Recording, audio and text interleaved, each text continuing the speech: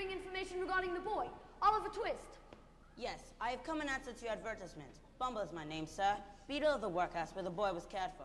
From where he was apprenticed to an undertaker, where he ran away from. And do you know where the boy is now? Not no more than nobody. Then what do you know of him? This little trinket was given by the lad's dying mother to my dear wife, just before she passed away. The lad's dying mother, that is, not my wife. Mrs. Bumble has kept it all this time. You say that when he left your workhouse, he went to an undertaker's? Yes, Mr. Sourberry, the undertaker, took Oliver from us for £5. You mean to say you sold him like an animal?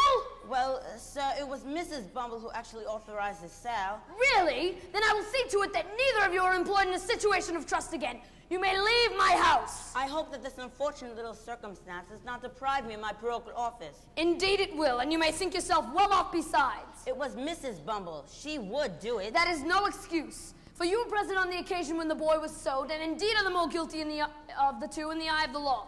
For the law supposes that your wife acts under your direction. If the law supposes that, then the law is an ass. If that's the eye of the law, then the law is a bachelor. And the worst eye wishes eye may be opened by experience. By experience. Please let me in. I must see Mr. Brownlow. There's a young person, sir, at the back door inquiring for you. She says she's come about Oliver. Mrs. Bedouin, take a look at this miniature. You see who it is? Why, it's Miss Agnes, sir. Yes, my daughter Agnes. And I have every reason to believe that Oliver was her child. Sir. I can't stay out there any longer. If I'd gone away, as many would have done, you might have been sorry. And not without reason, neither. I'm sorry if anyone has been rude to you. Can I help you in any way? I don't know. Can she be trusted? Yes, why? I'm the girl that took little Oliver back to Old Faggots on the morning he left this house. You? Me, sir. And I wish now that I'd never been part of it. The boy mentioned you specially, and I thought if I came to you... Where is this place you speak of? Fagans? I can't tell you. Well, did you perhaps know that Oliver's probably my grandchild? I didn't know nothing. All I knew was me orders. I had to get him back or suffer for it. You don't believe me. I don't want your pity. I had to come, even though there are those who would murder me if they knew I'd been here. Murder? But where is Oliver? Where is this Fagans? I can't tell you.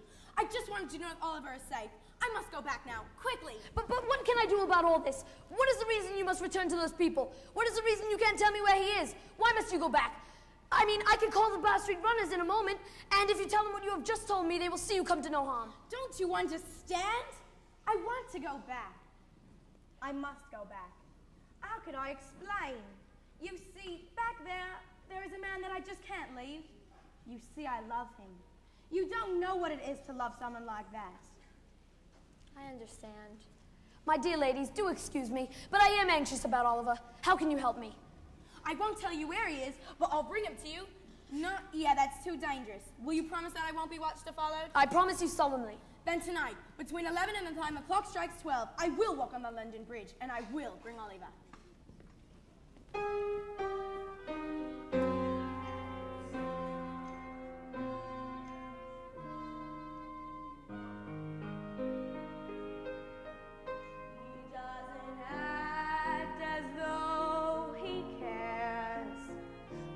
Deep inside, I know he cares, and that is why I'm tied right by his side. As long as he needs me, I know where I must be.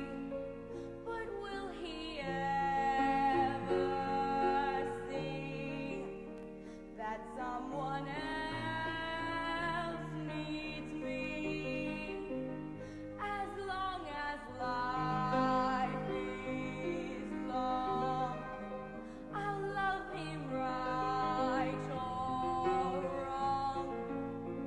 But he's so big and strong, and someone else needs me. A child with no one to take his part. I'll take his part, Bill, but cross my heart. I won't betray